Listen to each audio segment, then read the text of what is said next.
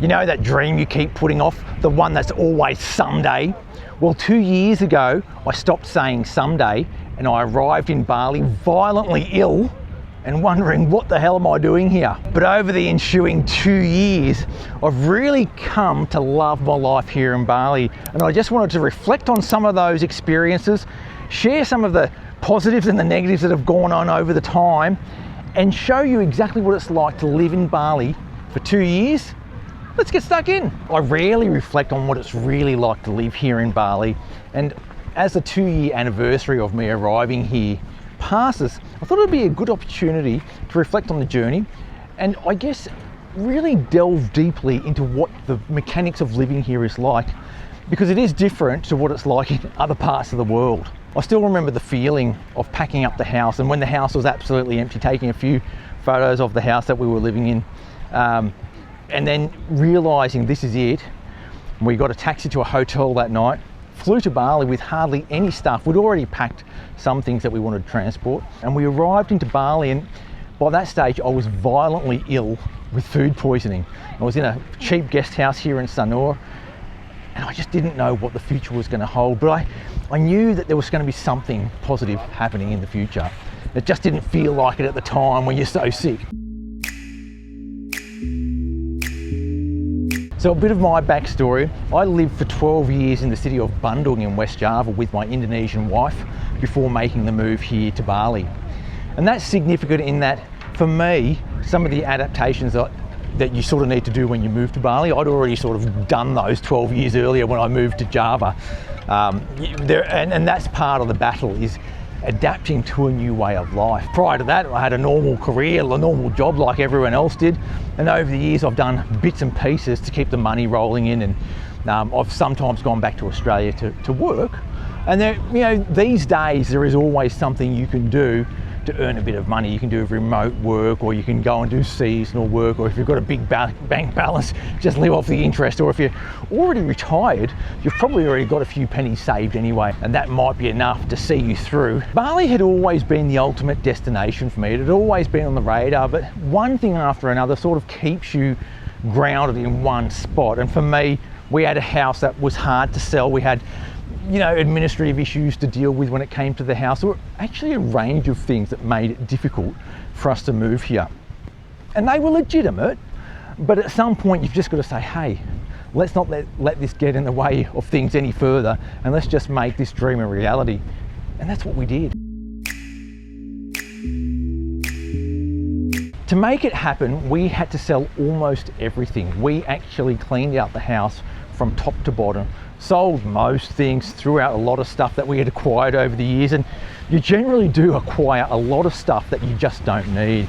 We got rid of almost everything, but not absolutely everything. So of course we kept most of our clothes. I did get rid of a lot of t-shirts at the time. We got rid of a lot of furniture, all those bookcases and stuff which you can't move anyway.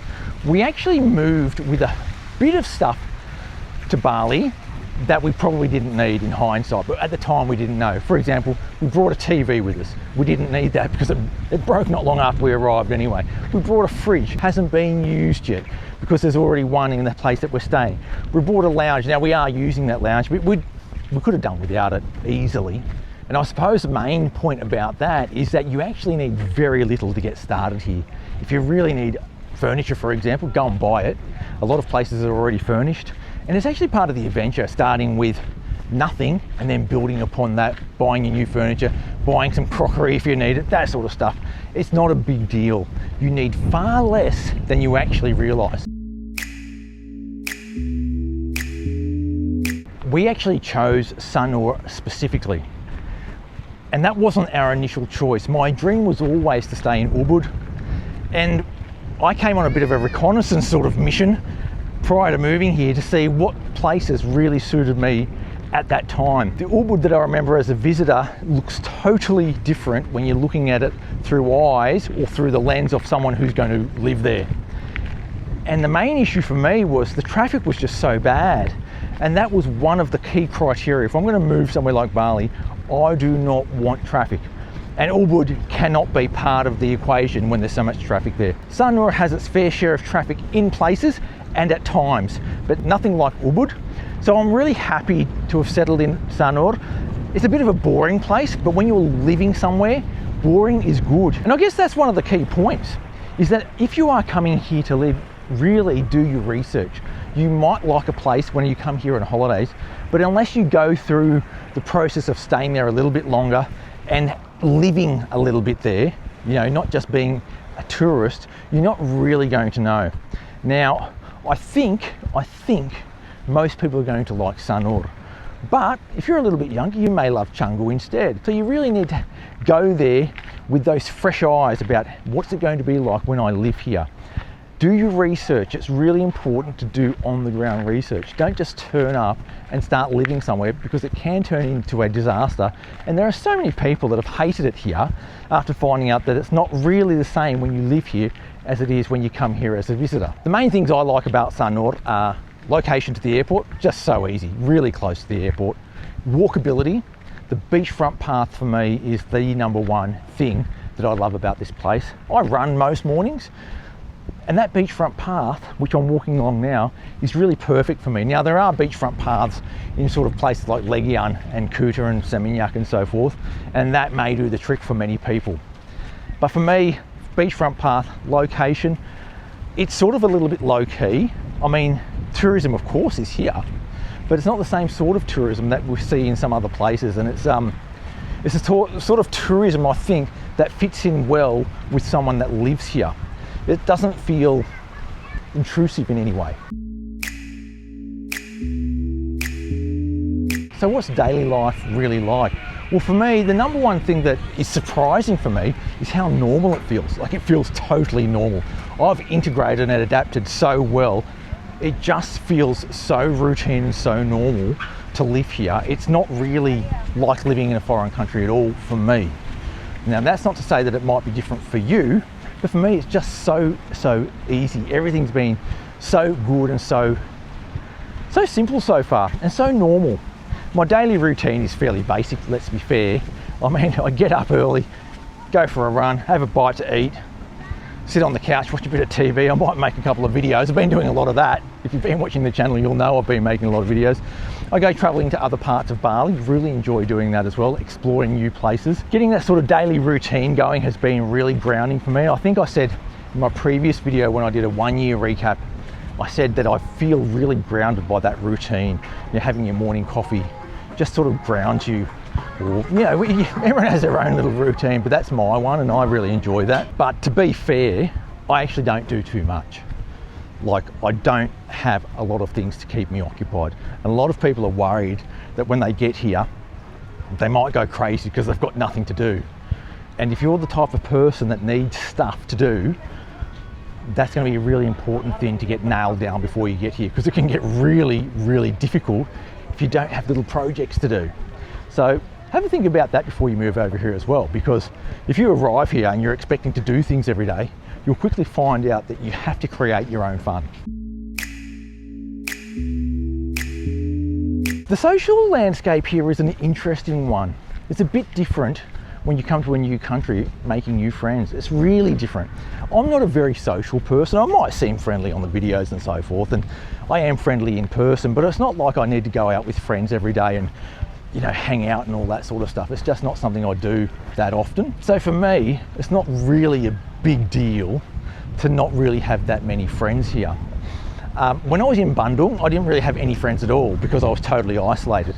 And I survived that. What I find here in Bali is a little bit different for me, is that I do have some friends here and we do catch up sometimes, but not all the times. And that's sort of, I like that. And I think most people here that I sort of hang out with from time to time enjoy that as well. They don't need to be going out every day and having drinks and that sort of stuff. It's not holidays. But the other thing about that is that some people do need a high level of social interaction. If you're that type of person, you're going to need to find your crowd.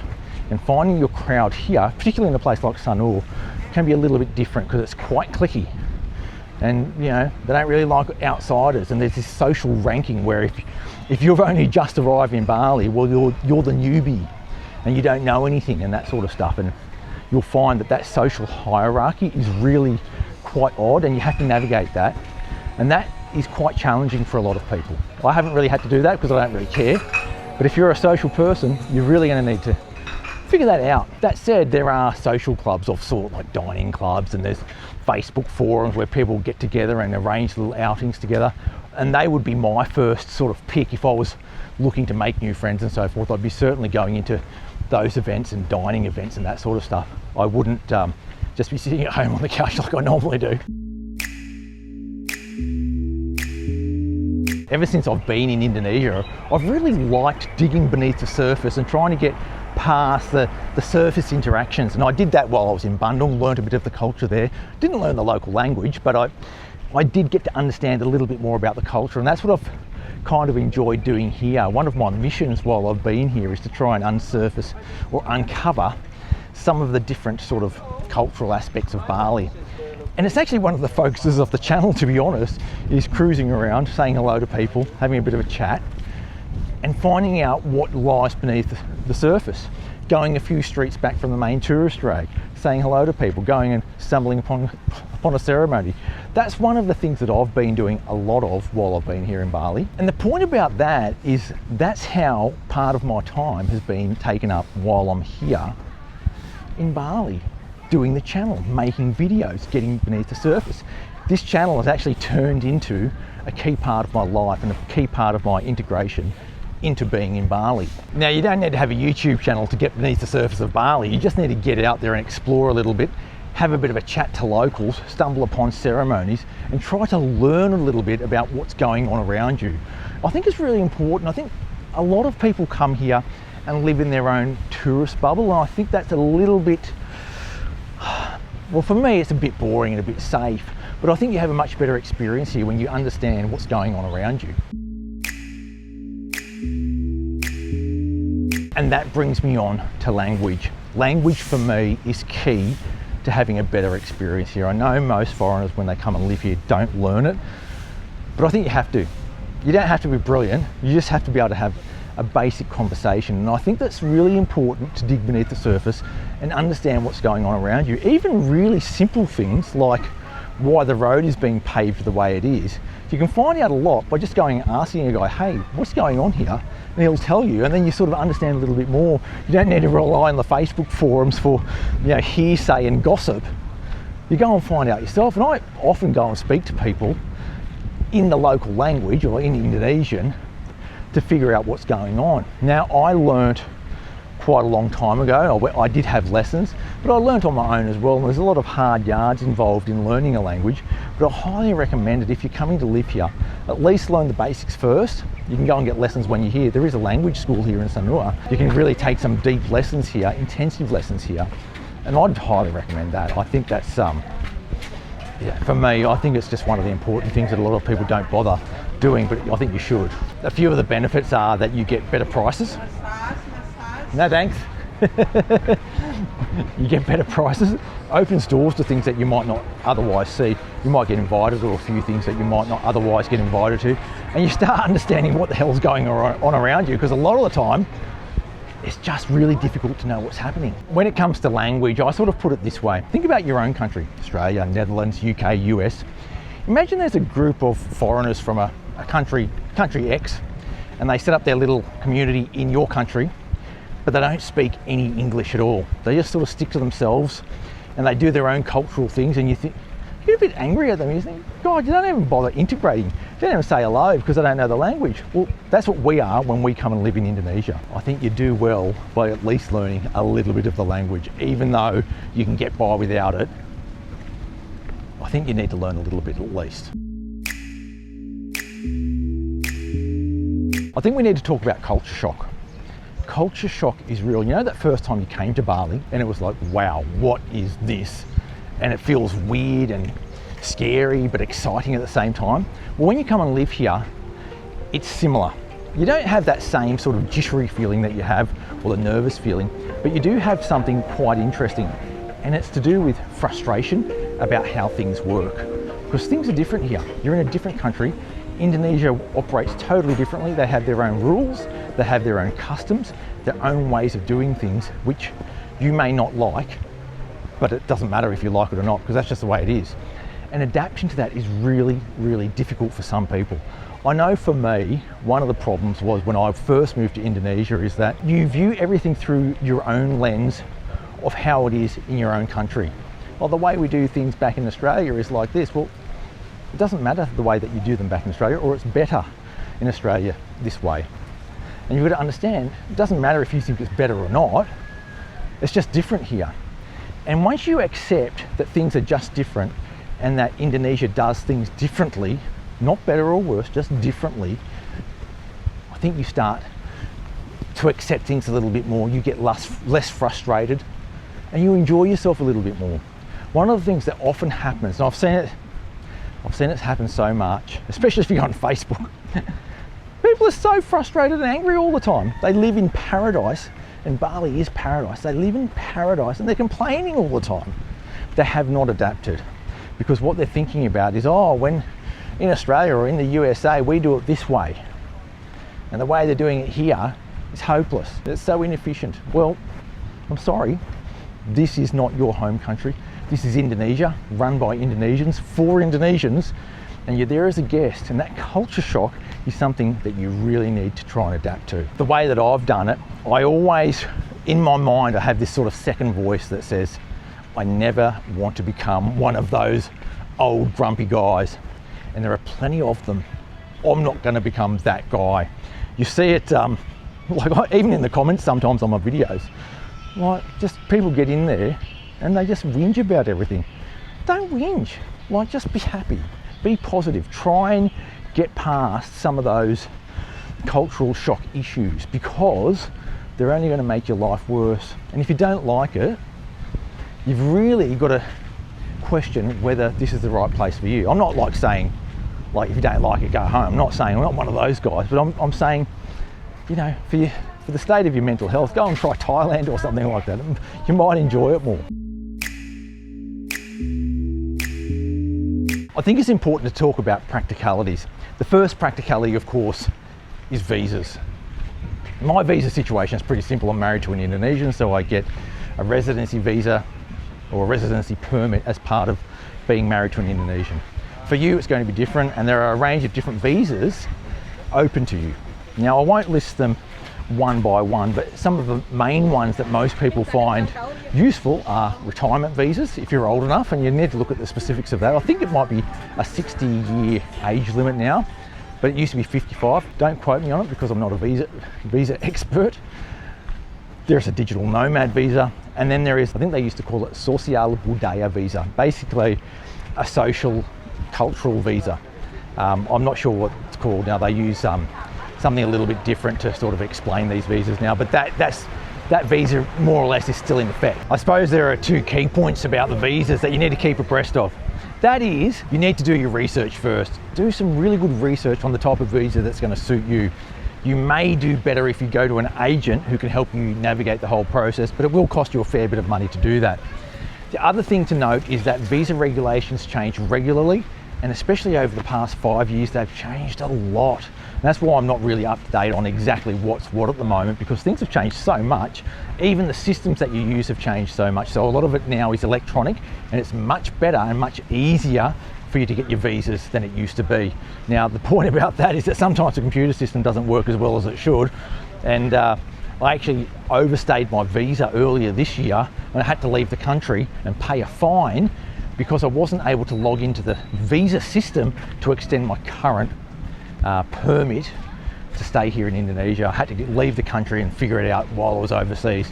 That was a little bit frustrating, and that's something that you have to deal with from time to time in Indonesia, is that not everything goes the way you want it to go, and sometimes it costs you money, but that's just life, isn't it? The other practicality that you really need to focus on is healthcare. How are you going to handle it? Do you care about your healthcare? Do you get anxious about your healthcare? Are you willing to just risk it and not be insured, pay out of your own pocket, or perhaps die if you don't have enough money? These things are really important for you to consider, and especially if you're a little bit older, insurance can be quite expensive. Expat insurance can be quite expensive here. The way I do it, well, I'm in a bit of a different situation. As I'm a spouse of an Indonesian, I get the local insurance, which is very cheap. But without that, I would probably self-insure, and that means if you get sick, it could be horrendously expensive, and you need a bank account that can handle that.